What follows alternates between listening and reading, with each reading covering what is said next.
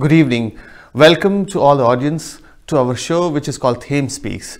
Thame Speaks is a program which we run every Thursday evening on Sky 711 MATV. And Thame Speaks brings a variety and different type of guests, those who enlighten us, and they develop an insight among our fellow citizens about education, about civilization, about community, about giving to other people. We had plenty of guests in the past, and before introducing today's guest, I'm delighted to tell you that when we will write Indian history of education, definitely you will find one name, and that name will be shining brighter than others, and that's none other than Professor J.S. Rajput, Padma Shri J.S. Rajput. I would like to welcome J.S. Rajput sir on this platform today. Thank you. Good evening, sir. It's really nice to see you on this platform, and a lot of NRIs, and especially those people who are from diaspora, they're always connected. They feel connected. It's like an umbilical cord for them, and they feel connected with the India education system of India. And I should admit, people, those who are really doing well here, because they basically thank to the system of the education which they received back home. Maybe it's not just education, maybe the sanskars which they have received from their families, from their communities, and from the nation. Definitely, education is a special tool when we have a huge amount of population in India. So if I want to introduce today's guest, Professor J.S. Rajput, who started his career from the beginning, from the Allahabad, and he served in NCERT in Bhopal. He also served in, he was also founder of NCT, National Council of Teachers Education, in 1994. Later on, he became very popular, and I can say when I was a student, I can say proudly that he became the director of NCERT, and he was a household name in India because he really wanted to Indianize or Bharatiyaize the history of education, history of India, I can put it this way. So welcome to this program. I really want to ask, I have a lot of questions in my mind, sir, but मेरा पहला सवाल ऐसा है कि इतने सालों की जो आपकी एजुकेशन की जर्नी है, उस एजुकेशन की जर्नी में जब आप पिछले 50 साल मीन्स 1974 से शायद आप काम कर रहे हैं, 50 साल उसको पूरे होने जा रहे हैं, आपको कैसा लगता है इन 50 सालों की जर्नी में, उस दौर से इस दौर तक? मैंने 1968 में बनारस हिंदू यूनिवर्सिटी में फिजिक्स के लेक्चर के रूप में काम शुरू किया। तब मैं अपनी पीएचडी कर चुका था, और 71 में मैं एनसीईआरटी में आया। तब उसके करीब 7-8 साल बाद मैंने फिजिक्स को हट करके science education and teacher education में काम किया। मुझे लगता है जो चेंज हो रहा है चारों तरफ, उसको एजुकेशन सिस्टम कितनी जल्दी और कितना समय के साथ एब्जॉर्ब करता है, ये हमारे सामने मुख्य चैलेंज होता है। और उसमें कई बार जो प्रयास किए गए उनमें मैं हिस्सेदारी भी मैंने की है, मैं उसको देखता भी रहा हूँ। मेरा कहना है कि भारत के जो यंग लोग हैं, हमारे स्कूलों में पढ़ करके, आपने उसका जिक्र किया, जो भी हमारी शिक्षा प्रणाली थी जैसे भी है, उससे पढ़ करके जो बच्चे यंग लोग बाहर गए, उन्होंने दुनिया भर में भारत की प्रतिष्ठा बढ़ाई। वो नासा में बढ़ाई थी सबसे पहले, मुझे याद है 60-65 के आसपास जब वो बात होती थी, तो भारत के लोगों का everybody became attentive towards the cognitive capital of India. उसके बाद सिलिकॉन वैली तक हम आए। तो मैंने जो सीखा है वो ये है कि अगर मेरे सारे स्कूल अच्छे स्कूल हो जाए, उनमें सब कुछ वो उपलब्ध हो जाए जो होना चाहिए। मेरे यहाँ बहुत सी कमियां हैं, हमने बहुत चीजें की हैं। अगर अब मैं ये मान के चलता हूं कि अगर मेरे स्कूल सब अच्छे लेवल पर आ जाएंगे, तो nobody would be able to match the cognitive capital of India. जब हम ये बात करते थे 1950-55 में कि future empire shall be empires of knowledge, आज हम उसको देख रहे हैं कि ऐसा हो रहा है। It is the knowledge that matters, knowledge economy that matters. तो मेरा ये कहना है, मैं ये मान के चलता हूँ किसी भी देश के विकास के लिए, प्रगति के लिए, और मैं ये कहता हूँ समेकित विकास के लिए, जिसमें हर एक को मौका मिले, उसका रास्ता भारत के गांव के स्कूलों से होकर जाता है। हमें वहां पर स्कूल संभाल लेने हैं। हमने बहुत कुछ किया है, और हिंदुस्तान में जो एजुकेशन में मैंने ये देखा है कि हमारी आबादी आज़ादी के बाद से करीब 3.5 गुने 4 गुने बढ़ी, और उसके बावजूद हमने अपने 18% की जो लिटरेसी रेट था हमारा, उससे हम 80 के करीब पहुंच गए। ये बहुत बड़ी उपलब्धि है, इसको दुनिया ने माना है। अगर कोई ध्यान से देखे तो in spite of such a huge rise in the population and naturally related demands, हम यहाँ तक पहुंचे। मैं इस पे एक छोटी सी चीज़ ऐड करना चाहूँगा कि वाकई में इतनी बड़ी आबादी को शिक्षा, स्वास्थ्य, हेल्थ, इन सारी चीज़ों को प्रोवाइड कर पाना एक बहुत हरक्यूलियन टास्क है, जिसे कर दिखाया। जब आपने कहा कि हमने अब आबादी के इतने बड़े हिस्से को शिक्षित या एजुकेटेड या इलिटरेट कर दिया, मुझे तुरंत कहीं गांव के स्कूलों की दीवार पे बना हुआ एक कार्टून याद आता है, जिसमें एक बड़ी पेंसिल बना होती थी और उस पर 2-3 बच्चे बैठे थे और उस अभियान का नाम था सर्व शिक्षा अभियान। इस तरह की शायद कई ऐसी चीज़ें थी, या फिर पोलियो अभियान। ये 2 ऐसे अभियान हैं जो शायद इंडिया को, जिन्होंने पूरे दुनिया के अंदर छाने का मौका दिया कि एक बड़ी आबादी को आप ह्यूमन कैपिटल को कैसे यूज़ कर सकते हैं। मेरा जो दूसरा सवाल है, क्या आपको लगता है कि जिस तेज़ी से दुनिया बदली है, जिस तेज़ी से दुनिया की डिमांड्स बदली है, क्या आपको लगता है कि हमारा एजुकेशन सिस्टम उसी तेज़ी से बदला है और उन्होंने बच्चों को तैयार किया है नेक्स्ट फ्यूचर के लिए? देखिए, at the level of the policy हम अलर्ट हैं, हम सतर्क हैं, सजग भी हैं, और हमने अपने परिवर्तन किए हैं। जैसे कंप्यूटर्स आए, हमारे लोग तुरंत तैयार हुए, देश भर में हुए, लेकिन हमारे पास रिसोर्सेज की कमी होने की वजह से हम उसको हर एक तक नहीं पहुंचा पाए। मगर हमारे पास पोटेंशियल है, और वो पोटेंशियल दिखाई देता है। कोविड के दौरान जब ऑनलाइन एजुकेशन की बात शुरू हुई तो देश में ऐसे ऐसे इनोवेशंस किए हैं टीचर्स ने, प्राइमरी स्कूल के टीचर्स ने, जो सोचा नहीं जा सकता। बहुत दूर दराज के क्षेत्रों में उन्होंने, जहाँ सिग्नल भी मुश्किल से आता था, पेड़ पर सिग्नल आता था तो पेड़ पर किसी तरह जा करके वहां से चीजें संभाली, वहां से कनेक्शंस लिए, मतलब कॉन्टेक्ट्स बनाए। गांव में खाली जगहों पर जाकर के टीवी ढूंढ करके लोगों ने बनाए। तो वो चीज जब हमारी अच्छाई की तरफ जा रही, अब हम रिसोर्सेस के मामले में भी आगे बढ़ रहे हैं, हमारी इकोनॉमी आगे बढ़ रही है, इसलिए हम अब उस स्थिति में नहीं। लेकिन प्रारंभिक सालों में हमारी सबसे बड़ी, हम जानते थे कि हमें क्या करना है। हमारी जो नीतियां बनी 1968 में, देखिए 1968 के पहले ये माना जाता था कि लड़कियां गणित और साइंस नहीं पढ़ सकती, तो उन्हें after class 6 they were allowed the option of home science, spinning, weaving, like that. और एक माहौल बना हुआ था कि no, girls can not read this. Now imagine, अगर साइंटिस्ट हमारे प्रोफेसर DS कोठारी ने एक कमीशन की अध्यक्षता की थी, उन्होंने इस कोठारी कमीशन, उस पर 1968 में जो पॉलिसी बनी उसमें पहली बार एक चीज जारी की गई जो बहुत ही रिवोल्यूशनरी मानी गई, और लोगों ने कहा कि ये तो हो ही नहीं सकता। उसमें कहा गया every child, both girl and boys, will study science and mathematics up to class 10। ये फ्यूचरिस्टिक सोच था कि भविष्य में आप सोचिए, अगर उस समय इसको कंपल्सरी न किया गया होता तो हम कितना पिछड़ गए होते एजुकेशन। भारत की आधी आबादी को हम कह सकते हैं एक तरीके से कि एक सही शिक्षा से महरूम कर देते, और वो उनको मौका ही नहीं मिलता। दूसरा, ये विचार समाज में बने रहना कि लड़कियां नहीं पढ़ सकती, उससे मुक्ति पाना तो सबसे अधिक आवश्यक था। आफ्टर ऑल जेंडर इक्वलिटी की बात वगैरह कैसे आप करेंगे अगर ऐसी विचार आपके मन में रहेंगे। लेकिन वी ओवरकम इट, और बाई 1980 ये सिद्ध हो गया कि girls can do often better than, more often than not, they do much better than boys. नहीं, आई थिंक ये तो पहले से प्रूव्ड है। Means even when they were at home they are bosses.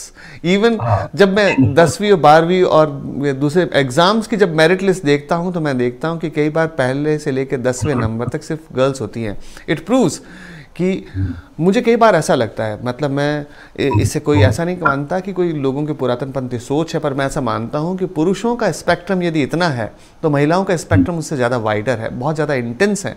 जब वो किसी चीज़ के अंदर शिद्दत से घुसती हैं तो मुझे लगता है कि वो पुरुषों से ज़्यादा तेज़ी से उस चीज़ को पकड़ती हैं और उस पर अपनी डोमिनेंस कर देती है। मैं इस चीज़ से बहुत एग्री करता हूँ आपके। हाँ, ये हुआ, ये परिवर्तन जो है बहुत बड़ा है। मैं इसको कहूँगा this is really a change that we have been able to bring in, और everybody ना, मैं इसको दूसरे ढंग से भी कहता हूँ। 50s में लोग कहते थे हम बच्चों को स्कूल क्यों भेजें, जब उनसे बात होती थी एनरोलमेंट की, जब हम 18% लिटरेसी रेट पे थे, 20% पे थे, तो सवाल उठता था क्यों भेजें। फिर दूसरा सवाल उठने लगा लड़कियों को क्यों भेजें। और आज हम कहाँ पहुंचे हैं? आज हर पेरेंट चाहे वो कहीं भी हो, वो कहता है मेरे लड़के और लड़की दोनों को मैं अच्छे स्कूल में रखना चाहता हूँ, स्कूल में नहीं, अच्छे स्कूल में रखना चाहता हूँ। That is the change that has taken place in India. और ये बहुत बड़ा चेंज है। इससे फायदा क्या हुआ? जहां पर और विकल्प नहीं है, when no alternative schooling is available than the government schooling, people have come forward to assist the school in terms of resources. वो एक चीज शुरू हुई है, बहुत जगह पर देखा है मैंने, और वो बहुत इंपॉर्टेंट चीज, मतलब समाज मदद करना चाहता है स्कूलों की, और कई बार सरकार की तरफ से थोड़ा सा वो प्रोसेस वगैरह में प्रॉब्लम होती है, तो लोग इरिटेट होते हैं। वो कहते हैं ये तो मेरा स्कूल है, मेरे बच्चों का स्कूल है। इसे लेकिन इस तरह की जो स्कीम्स हुई हैं, मुझे कई बार ऐसा भी महसूस हुआ, डेफिनेटली 2000 से पहले, मींस जब इस उदारीकरण की बयार पूरी तरह से भारत में आई नहीं थी, उससे पहले मैंने सरकारी स्कूल जिनमें सुविधाएं कम हुआ करती थी, जिनके अंदर चीज़ें कम हुआ करती थी, उनके अंदर शायद टेबल कुर्सी नहीं होते थे बैठने के, या फिर एक सिंपल बोर्ड हुआ करता था, या लोग पेड़ के नीचे भी पढ़ा करते थे। पर मुझे पता है इस चीज़ का कि उस दौर में शिक्षक और छात्र दोनों के बीच में इतना घनिष्ठ संबंध हुआ करता था, और मुझे लगता था कि एजुकेशन ज़बरदस्त अच्छी क्वालिटी की गवर्नमेंट स्कूल्स में डिलीवर की जाती थी। 2000 के बाद हर गली मोहल्ले में प्राइवेट स्कूल्स खुलते गए, लेकिन मुझे एक ऐसा लगता है कि ग्रामीण भारत में या फिर पिछड़े भारत में जो सरकारी स्कूलें हैं, सरकारी स्कूलों में वो सिस्टम नीचे बैठता गया, उनके पास सुविधाएं और ज़्यादा आती गई। पर मैंने ये महसूस किया कि उन सरकारी स्कूलों में कई जगह या मोस्टली जगह पर लोगों को ऐसा महसूस होता है कि शिक्षा की गुणवत्ता वो नहीं रही जो 2000 से पहले हुआ करती थी। क्या वाकई में ऐसा सच है, या फिर ये लोगों की फतानसी है? मैंने देखा है इसको, मैंने देखा है। जैसे 1960 में मैं 16-17 साल का था। उस समय हर जिले में, हर कस्बे में जो गवर्नमेंट स्कूल होता था, that was the most sought after by the parents. वो सबसे अच्छा माना जाता था। मैंने वो पीरियड भी देखा है जब देश के 2-4 स्कूलों को छोड़कर, निजी स्कूलों को छोड़कर, जिनके नाम लोग जानते हैं, गवर्नमेंट स्कूल सबसे अच्छा माना जाता था। और वहां पर टीचर का रिलेशनशिप बहुत स्ट्रांग था। जो आप बात बता रहे हैं, मैंने विलेजेस के मिडिल स्कूल जिनको हम कहते थे अप टू क्लास 8, वहां के टीचर्स को एग्जामिनेशन के 2 महीने पहले, 7 महीने पहले सारे बच्चों को स्कूल लाना और रात दिन पढ़ाना, जिससे उनके स्कूल का नाम रहे, और नाम रहता था। जैसे जैसे निजी स्कूल आए तो ये चीज धीरे धीरे कम होती गई, संख्याएं गवर्नमेंट स्कूल में बढ़ी, और हम उनको उस ढंग से इक्विप नहीं कर पाए, हम उनके टीचर टॉट रेशियो को मेंटेन नहीं कर पाए ठीक से, इसलिए थोड़ी सी समस्याएं पैदा हुई हैं। लेकिन वो हम इतना कमजोरियां आई, लेकिन अब दोबारा से शुरू हुआ। जैसे आपने सर्व शिक्षा अभियान का नाम लिया, मैं उससे परिचित हूँ, और भी कई प्रोजेक्ट्स किए गए थे। अब ये राइट टू एजुकेशन एक्ट के बाद फिर उस पर बदलाव किया गया। अब समस्याएं साधनों की नहीं है, हमारी एक बड़ी समस्या है टीचर्स रिक्रूटमेंट वगैरह की, टीचर का रिलेशन बनाने की। और बहुत जो शहर से बहुत दूर की जगह हैं, जैसे वनवासी हैं, आदिवासी हैं, या पहाड़ी क्षेत्र हैं, वहां पर अभी भी अध्यापकों को सही मात्रा में, सही संख्या में right teacher taught ratio maintain करने में दिक्कत है। But a new wave of improvement has started during last couple of years, and that is our hope, and we hope it will happen. मेरा जो नेक्स्ट सवाल है, इतने सालों की जो आपकी जर्नी रही है, आपने कहा कि 1968 से एक तरह से आपने पढ़ाना शुरू किया, फिर आप एनसीईआरटी में आए। एनसीईआरटी के दौर के बाद 1994 में national council of teachers education NCT की स्थापना हुई, आप उसके फाउंडर बने। वो उसके पीछे क्या थॉट थी, एनसीटी का क्या थॉट था, और लगता है आपको कि इतने सालों में जो एनसीटी ने काम किया वाकई में उस थॉट के हिसाब से था, या फिर वो चेंजेस वाकई में आपको लगता है कि नहीं, इसे किसी और दृष्टि से काम करना चाहिए था? देखिए, मैं 77 to 88 भोपाल के रीजनल इंस्टीट्यूट का प्रिंसिपल था। वहां पर हम लोग, जैसे आपको मालूम है, हम टीचर्स तैयार करते थे, और ये हमारा लक्ष्य था, हमारा जो टास्क था कि हम ऐसे प्रोग्राम चलाएं जिससे गुणवत्ता बढ़े, एक्सीलेंस हम अचीव करें और बाकी जगह उसका प्रभाव पड़े, बाकी इंस्टीट्यूशंस पे उसको करें। 4 ईयर इंटीग्रेटेड कोर्सेज हम वहाँ चलाते थे। बाकी एमएड के भी 2 साल का भी चलाया गया, 1 साल का चलाया गया। बीएड 2 साल का मैंने 1999 में शुरू किया। वो तभी हुआ, खैर वो मैं कहूँगा।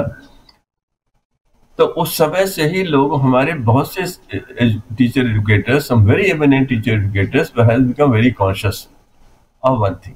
जो करेस्पॉन्डेंस कोर्सेज शुरू हुए जिनकी बहुत ज़रूरत थी 60s में, हमने बहुत से कोर्सेज चलाए बिकॉज हमारे पास ट्रेन टीचर्स नहीं थे। We needed to give them some training. तो उनको कहीं हमने 15 दिन की ट्रेनिंग दी, कहीं पर 2 महीने की दी, कहीं 3 महीने की, सारे देश में हुआ। और फिर करेस्पॉन्डेंस कोर्सेज शुरू किए गए। करेस्पॉन्डेंस कोर्सेज शुरू होने से वो एक आवश्यकता थी उस समय की, but university started to treat them as a money earner courses और उसकी गुणवत्ता कम होने लगी। तो ये that are the beginning of erosion of the credibility of teacher education systems। और उन लोगों ने 1986 में मिनिस्टर से मिले। The delegation consisted of people like doctor Keshari Mali.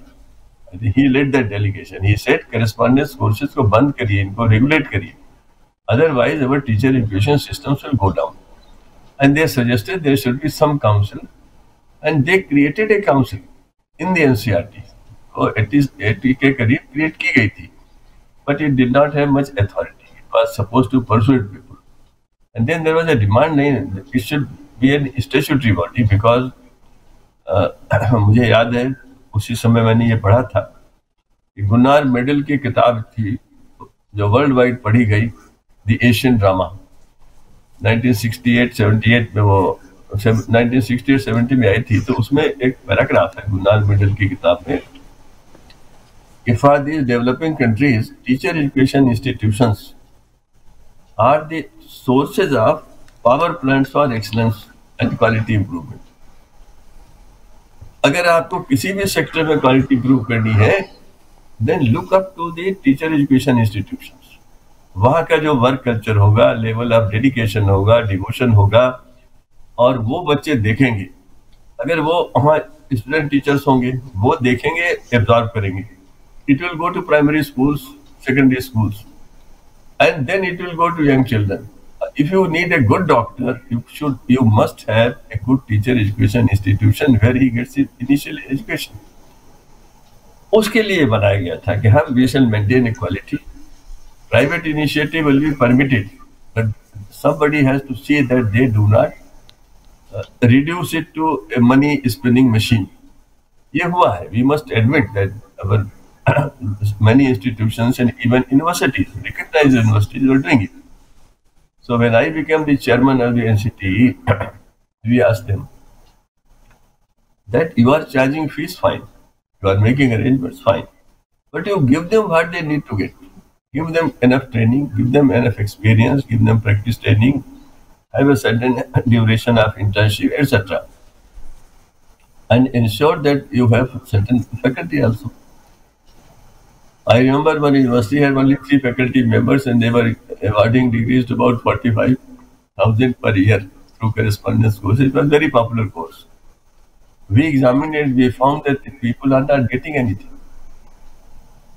And I may like to mention that, eventually the council was formed, the statutory body was established by an act, and everybody supported it। It was very interesting. When I became the chairman, we went to every state, and in 1 or 2 states, because of political grounds, the ministers stood up and opposed it in our conferences, seminars। My standard reply was, "Sir, your MPs supported it. I was present in the officers' gallery of Parliament." So it went with this. The whole intention was to ensure that the commercialization of teacher education is not permitted, that the quality is maintained, that the curriculum remains dynamic and dynamic with times, and further, the overall personality development. If it requires more time, enhance the time। I have one supplementary question here. It's about quality of delivery of education or content or maybe personality development of teachers and all these things, do you think that, I know NCT wants to govern all these things throughout from Kashmir to Kanyakumari, from maybe from Rajasthan to Guwahati and northern eastern states, but do you really think that at this stage, it means in this moment, at this moment, do you think NCT is able to do all these things, or it has gone to the commercialization and basically everything is in the hands of the commercial people? You see, normally I now hesitate to mention that I was the first chairperson of NCT. There are reasons for it. In 2012, the Government of India appointed a committee because whatever NCT had shown and achieved in initial years, at that time there were only 2,500 teacher education institutions when I was the chairman. Today, we have more than 18,000 or 19,000 teacher education institutions. And this expansion led to a lot of dilution in quality. And people are aghast, why should there be an NCTE if it has not been able to control all this? So in 2012, a committee was appointed under the chairmanship of former Chief Justice of India, Justice J.S. Verma. And this committee, naturally, it has very high level of intellectuals, academics in it. And it gave a report that 10,000 teacher education institutions must be disbanded. They are only interested in selling degrees, commercializing teacher education. Unfortunately, this has been repeated in our National Education Policy of 2020, which means we are still in bad shape so far as our institutions are concerned. Your other point is, I think, very relevant. I had also drafted the NCT bill when I was in the ministry for 5 years as a joint educational advisor and joint secretary to the Government of India. I had a relationship with the whole organization in this way also. But later on, I also realized that I think we should have some better alternatives. For example, we have to trust our universities. Yes. And all the colleges are affiliated to some university. So if we select a vice chancellor of the stature and repute, and we trust him, believe it in him, this is what I have realized now. Now I feel no, as you are indicating, NCT has not been able to achieve the objectives for which it was created. It has happened. Numbers are also a problem. Many people came there because they thought this can be a money spinning machine, and they commercialized the whole thing. This commercialization has obviously brought a lot of erosion in the quality of teacher education, and that is the present position. I must mention that now people know what is the malady and what is the remedy. So action is being taken, and we hope in the next 2-3 years we may see a better situation in teacher education. Hopefully, because personally I believe, means even when I see once upon a time Indians built Silicon Valley, once upon a time Indians built, maybe they created the whole IT revolution in the whole world. I was expecting, means 15 years ago, I was expecting that India can export excellent teachers throughout the world. They will act like ambassadors of India, and they will not only share the knowledge and information, they will also share the culture which they have brought into in India. But unfortunately, few things has happened which may be मुझे आज के इस दौर में जब मैं देखता हूँ तो मुझे कई बार ऐसा लगता है कि शायद वो चीज़ें उस गति से उस दिशा में नहीं जा पाई जहाँ पर मैं कह सकता हूँ कि शायद जब जो एक टर्म कॉइन की गई है ना विश्व गुरु की, शायद ये एक उसका बड़ा एलिमेंट हो सकता था जिसको शायद हमने कहीं, मैं ऐसा नहीं कह सकता हूँ कि इसको हमने परमानेंटली मिस कर दिया, बस मुझे ऐसा लगता है कि इसको हमने थोड़ा सा डिले कर दिया। मेरा जो नेक्स्ट सवाल है वो इस चीज़ पे है कि India has recently national education plan अभी रिसेंटली जो गवर्नमेंट ने किया है, मैं उस पर चर्चा करूंगा एक ब्रेक के बाद, क्योंकि ये बहुत बड़ा कह सकते हैं कि गवर्नमेंट का बहुत बड़ा स्टेप है जो हो सकता है कि इंडिया के एजुकेशन सिस्टम को ज़बरदस्त तरीके से कहीं ना कहीं चेंज करेगा। एक ब्रेक के बाद हम चर्चा करते हैं नए इस एजुकेशन प्लानिंग पे। देवी और सज्जनों, फेम स्पीक्स के इस कार्यक्रम में आप सभी का वापस स्वागत है। हम चर्चा इस विषय पर कर रहे थे कि भारत में जो शिक्षा का जो अलग अलग स्तर हैं, वो अलग अलग समय पर वो जो रेगुलेटिंग बॉडीज़ हैं उन्होंने क्या क्या किया, उन्होंने शिक्षा को रेगुलेट करने की क्या क्या कोशिशें की। और हम इस विषय पर आए कि रिसेंटली प्रेजेंट गवर्नमेंट ने जो नया NEP लेके आई है, उनके क्या मायने हैं, उनके फ्यूचर में क्या इम्पैक्ट हैं। इन चीज़ों को सामान्य जनमानस अपने तरीके से समझता है, पर वो लोग जो इन सारी चीज़ों को क्रिएट करते हैं और किसी एक स्पेशल जगह पर बैठकर भविष्य में देखकर इन सारी पॉलिसीज़ को बनाते हैं, तो मुझे लगता है कि प्रोफेसर JS राजपूत साहब के अलावा इससे बेहतर कोई व्यक्ति नहीं हो सकता जो इस चीज़ को हम सबको इस चीज़ के बारे में बता सकें। वेलकम राजपूत साहब। हम चर्चा कर रहे थे ब्रेक के पहले, नई जो NEP लागू हुई है रिसेंटली, प्रेजेंट गवर्नमेंट ने बहुत सालों की मेहनत के बाद इसे लागू किया। आपको क्या लगता है कि इसके पीछे क्या विजन है और लंबे समय में इसका क्या इम्पैक्ट होगा? देखिए, हमारी पहले की जो पॉलिसी थी 1986 में बनी थी। 1992 में उसको हमने मॉडिफाई किया। मैं उसमें इन्वॉल्व था क्योंकि तब मैं मिनिस्ट्री में था।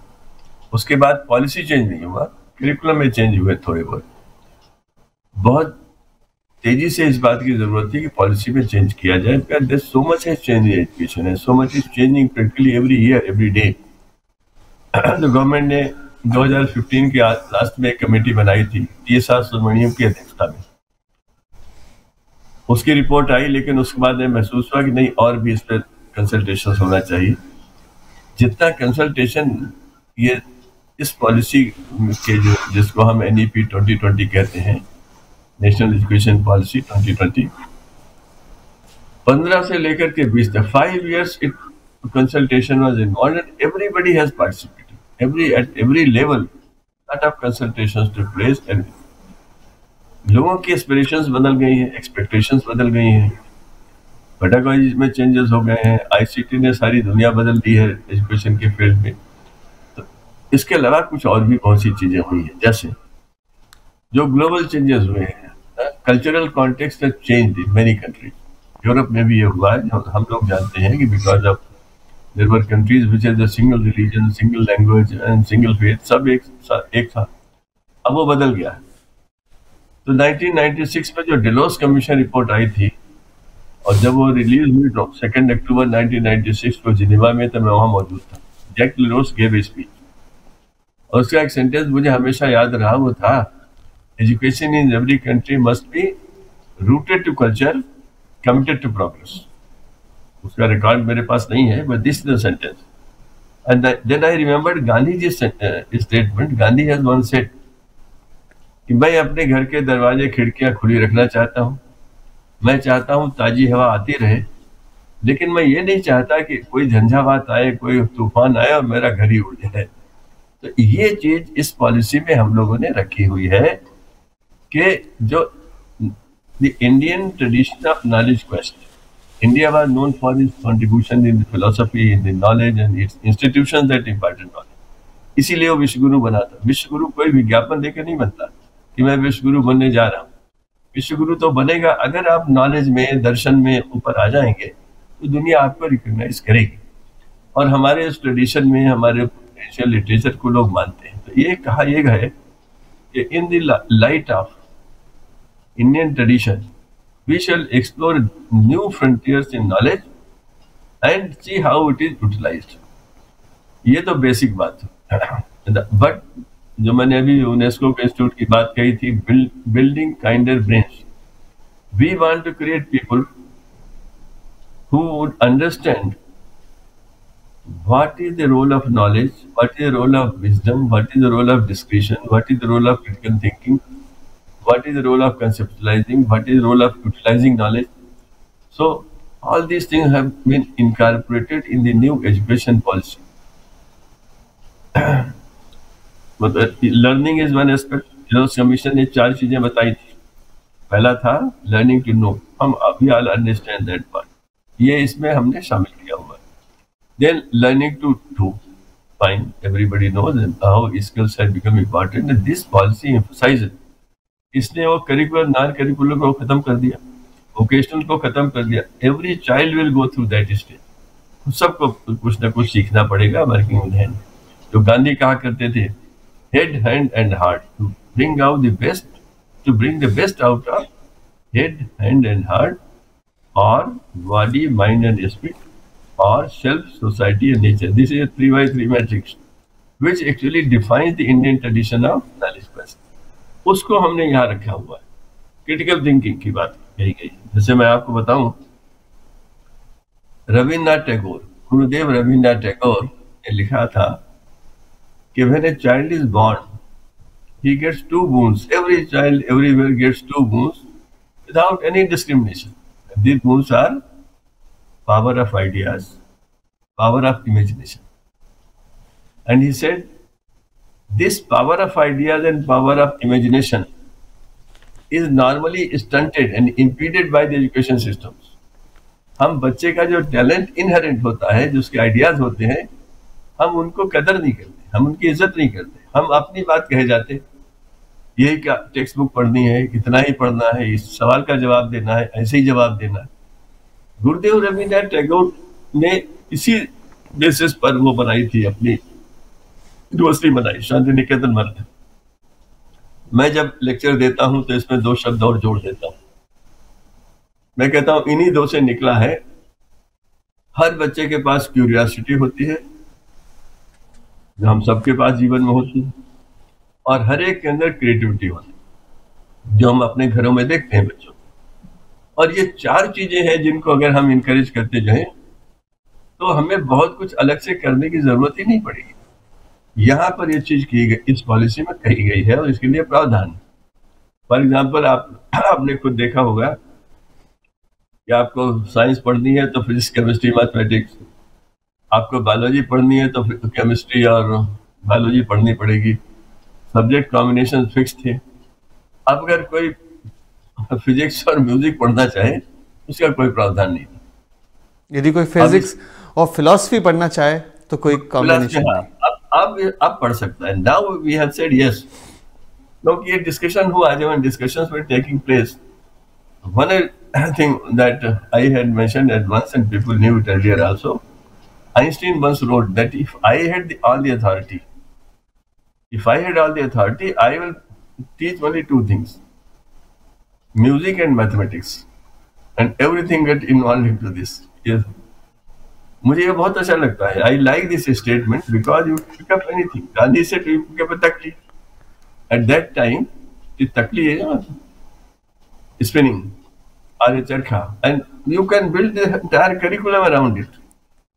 And therefore, in NCERT, we emphasize that we are preparing textbooks, we are preparing curriculum, but because the same textbook cannot be read everywhere in India. मैं इस पे एक छोटी सी चीज़ ऐड करना चाहूँगा. रिसेंटली मैं किसी स्टूडेंट से मिला और वो स्टूडेंट ये 12 में है. मैंने पूछा क्या करना चाहते हो, तो उसने कहा कि मेरा म्यूज़िक के अंदर बड़ा स्ट्रॉन्ग कनेक्शन है, मैं बहुत स्ट्रांगली म्यूज़िक सीखना चाहती हूँ, और मेरे घर में मेडिसिन का एनवायरनमेंट रहा है और मुझे डॉक्टरी से भी बड़ा प्रेम है. सो वो ईयर 11-12 में वो जो कोर्स कर रही है उसमें उसके पास है केमिस्ट्री, बायोलॉजी और म्यूज़िक. उसके पास ये 3 सब्जेक्ट हैं. उसने कहा कि मैं फ्यूचर में मेडिसिन करके मैं इस सब्जेक्ट पे काम करना चाहती हूँ कि म्यूज़िक से लोगों को कैसे हम ठीक कर सकते हैं. मैं बहुत सरप्राइज हुआ कि ये जो फ्लेक्सिबिलिटी है लोगों के करिकुलम चूज करने में और अपने करियर को उसी डायरेक्शन में बिल्ड करने की, ये आपने बहुत राइट पॉइंट देखा, जो शायद बहुत लोग इसको मिस कर जाते हैं. नहीं, ये बड़ा इंपॉर्टेंट पॉइंट है. बच्चों से बात करके मैंने देखा है, टॉकिंग टू चिल्ड्रन, कि I will give you my own example. When I got admission Allahabad university, I was given the subjects physics, chemistry and mathematics. I did not like chemistry, so I offered, there was one alternative available, military science. So I went to military science and they immediately admitted me because only those who had lesser marks used to go to military science. I attended the first lecture and the professor there called me to his chambers. He had noted my marks and achievements and he said, "Why have you changed?" I said, "I don't like subject." He said, "No, you are a fool. You don't understand. This will not help you." I was very lean and thin, not fit for army or anything. And then he advised me to change, and I changed back. A lot of problems took place. So The point is, I could have taken something like philosophy, sociology, or political science, but that was not permission. Now it is permission. And they have also permitted that it is not necessary for you to study continuously for 2 years or 3 years.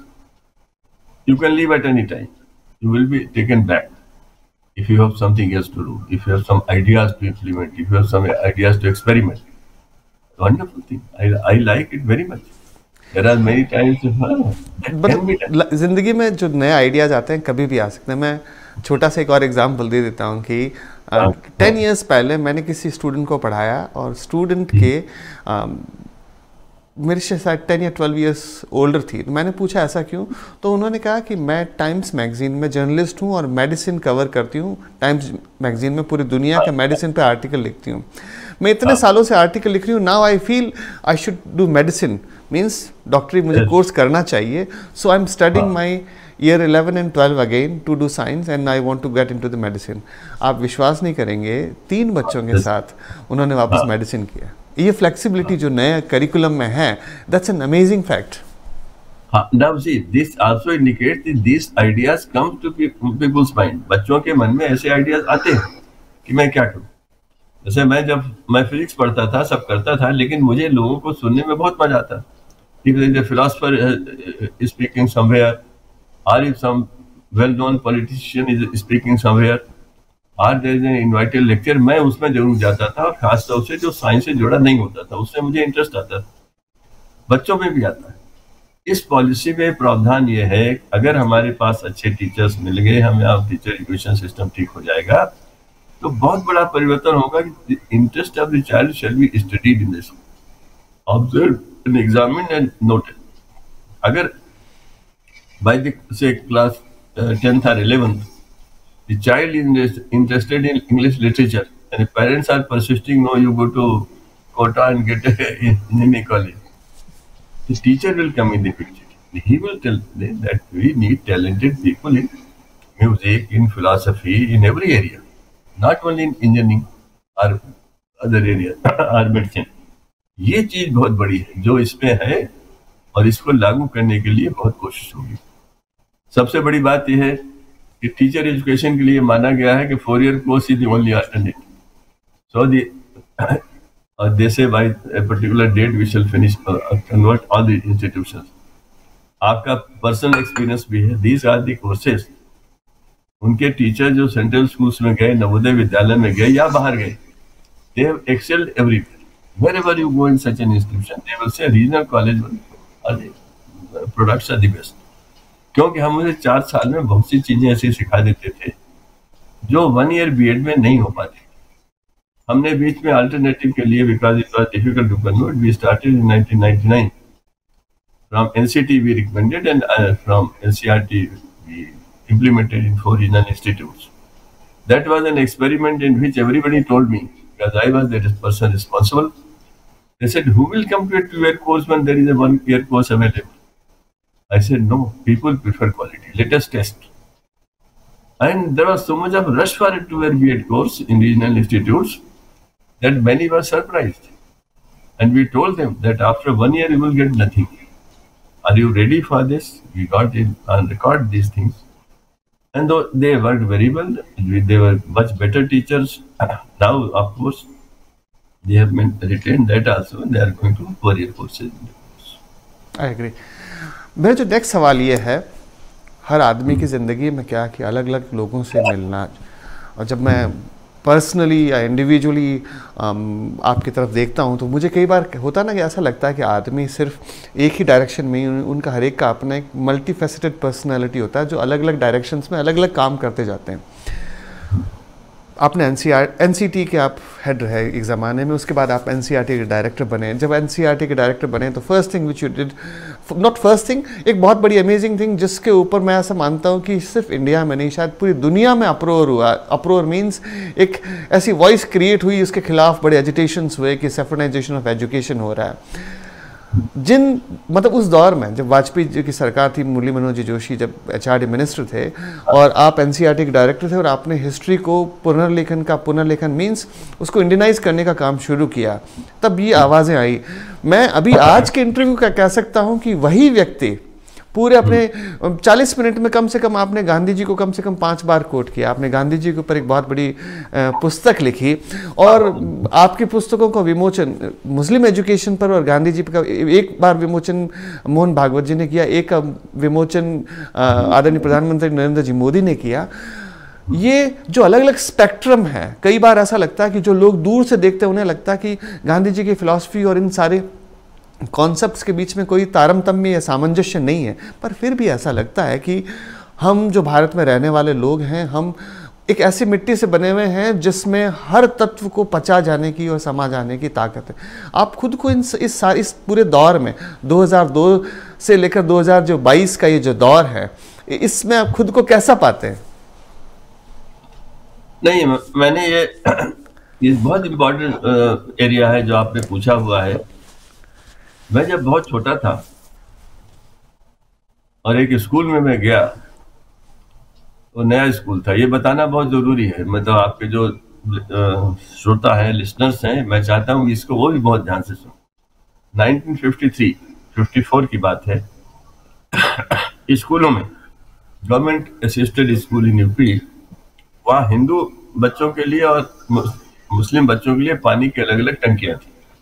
टंकी से पानी पिया जाता था, bottle वगैरह उस समय था नहीं। This incident change my life and my approach. मैं उस समय 11 साल का था।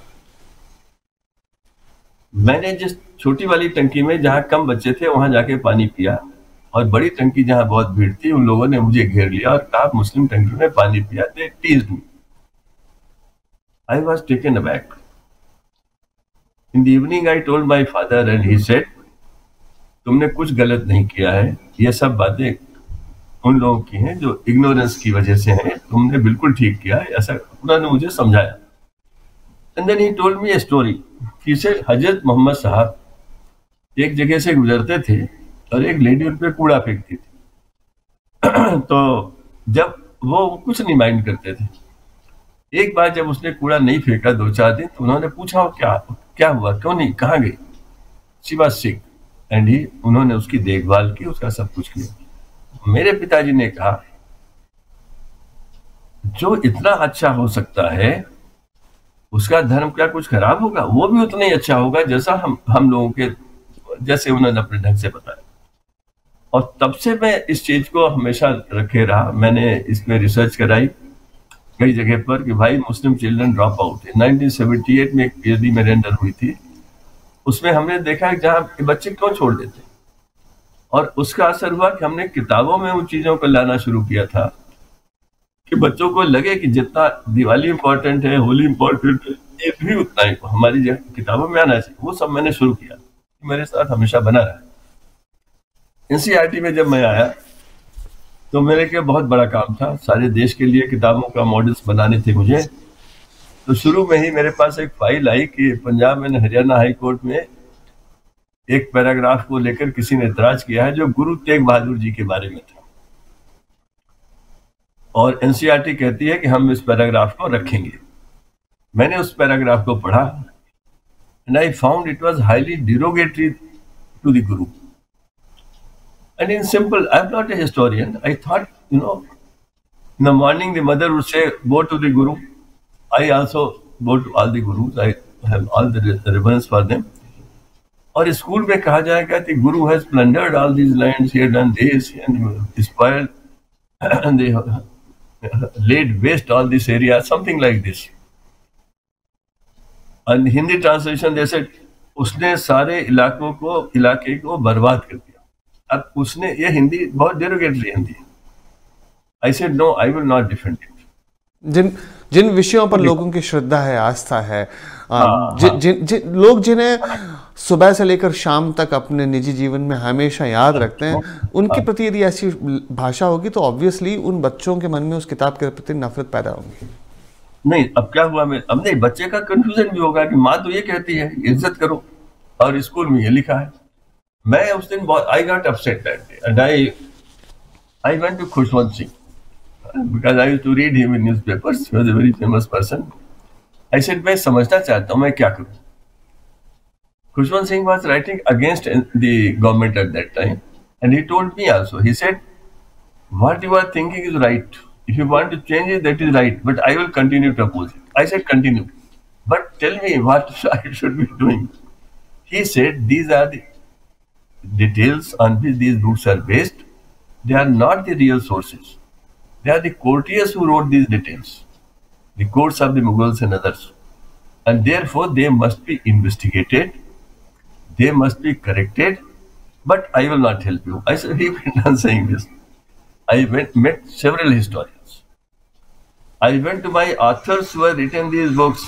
I took time and went to them and I said, sir, the last 30 years these books have been there. There have been a lot of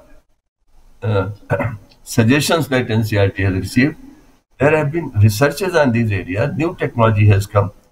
So, would you like to see all this and revise your books? Where final verdict will be yours. You are our respected author. They said, no, we will not work with you. Because I said, why? We don't want to work with the BJP.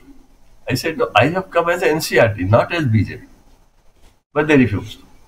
I met two of them, then did not go to the third one. Anyway. We invited other historians, we wrote about this. The idea was very simple. And in short, if I want to tell you, the whole thing was taken to Supreme Court of India.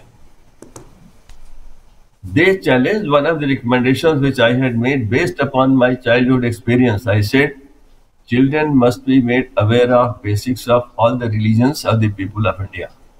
Full stop. They must know the commonalities and learn to respect differences wherever these exist. This, they said, religions cannot be taught. If you teach religions, this is against the constitution, all those things. This is saffronization. Even today, I don't understand how it is saffronization. I think I'm just adding one thing here. Even in the Western schools, जितने भी बच्चे हैं, basically we teach them different religions in school. I had got the UK syllabus of primary schools at that time, and there was, apart from Christianity, they had to read about 2 more religions. This is what I remember at present. I had done that exercise. We had done. We had really done very dexterously. We had pursued the whole thing. Then Supreme Court in the March 2002 asked us. They gave a stay order. I said fine. On September 12, 2002, there is a judgment, Aruna Rai versus Union of India. And I think everybody who has interest in this education and these changes in history must read that judgment. They said, the recommendation that children must be made aware of basics of our religions should have been made 50 years ago. 2002, they say, should have been made 50 years ago. That would have strengthened secularism. And this is what I had also written. This will strengthen secularism. Once we know about each other, their culture, their religion, their other details, and know that I had insisted on commonalities. Commonalities is very important, and commonalities are there. मैं आपकी इस बात से बहुत सहमत हूँ कि कई चीज़ों में, मतलब जैसे मैं कह सकता हूँ कि गीता में सारे अध्यायों के बाद लास्ट चैप्टर में कृष्ण ने अर्जुन को कहा कि यत् इच्छसि तत् कुरु. मीन्स मैंने तुम्हें सारी तरह की इंफॉर्मेशन दे दी, अब ये तुम्हारी इच्छा है कि तुम्हें जीवन में अब किस रास्ते पे चलना है और किस तरह से एक्ट करना है. सो आज की जो चर्चा रही, आज का जो कुछ विषय रहे जिनमें हमने ये चर्चा की कि एनईपी का क्या रोल रहा, आपने जीवन के अलग अलग स्टेजेस में किन किन तरह से काम किया, यूनेस्को में किस तरह से आप इंडिया को आज रिप्रेजेंट कर रहे हैं. मुझे कई बार ऐसा लगता है कि जब आप किस बड़े सागर के पास बैठते हो और आपको लगता है, लोगों की प्यास बहुत होती है, लेकिन जब वो बहुत बड़े सागर के पास बैठते हैं तो उन्हें लगता है कि शायद उनकी प्यास बहुत छोटी है और उन्हें बहुत सारी चीज़ें हैं जो उन्हें लर्न करनी है. मुझे कई बार ऐसा महसूस होता है जब मैं इस कार्यक्रम, मुझे लगा नहीं कि हमने त्वरित गति से इतनी सारे विषयों को टच किया, लेकिन मुझे लगा नहीं कि मेरे विषयों की जो लिस्ट है वो ज्यों की त्यों मेरे सामने अभी भी पड़ी है. शायद मुझे ऐसा लगता है कि ईश्वर हमें वापस ऐसा मौका दे जिसमें हम जो बचे हुए जो विषय हैं उन पर और चर्चा कर सकें और लोगों को इस बारे में समझा सकें. मैं इस बात को कहना चाहता हूं कि इस समय apart from school education, the most important thing at this juncture, particularly in Indian context, is parental education. बच्चों को माता पिता के कारण जो स्ट्रेस होता है, उनका इंटेंशन बहुत अच्छा होता है, लेकिन no you must become this, you must do this, you must do this, उससे मुक्ति मिलनी चाहिए. ये पॉलिसी इस बात को देती है. It gives a lot of liberty to the child and encourages the ideas in imagination, creativity, curiosity. ये करती है और यही हमें this will lead to innovation. ये अगर 4 चीजें मैं कहूँ तो 5वां होगा innovation and research will follow automatically. और अभी हो रहा है. The way our present government has encouraged innovations, startups, other things, स्कूलों में इसका इम्पैक्ट पहुंच गया है और बड़े अच्छे ढंग से चीजें आगे बढ़ रही हैं. मुझे बहुत अच्छा लगा आपसे बात करके और आगे भी लगेगा कि मौका आएगा. मैं आपसे सभी दर्शकों से इजाज़त चाहूँगा आज के इस कार्यक्रम में. अगले हफ्ते हम फिर वापस हाजिर होंगे नए विषयों पर, नए चीज़ों पर, उन सब्जेक्ट्स पर चर्चा करने की कोशिश करेंगे जिन्होंने इस सिविलाइजेशन को बनाने में महत्वपूर्ण भूमिका निभाई है. जो हम आज हैं वो हम हमारे आज के और कल के कारण नहीं, बल्कि उन लोगों के कारण हैं जिन्होंने अपना पूरा जीवन इन सारी चीज़ों में लगा दिया. इसलिए आज बस इतना ही. मिलते हैं अगले हफ्ते.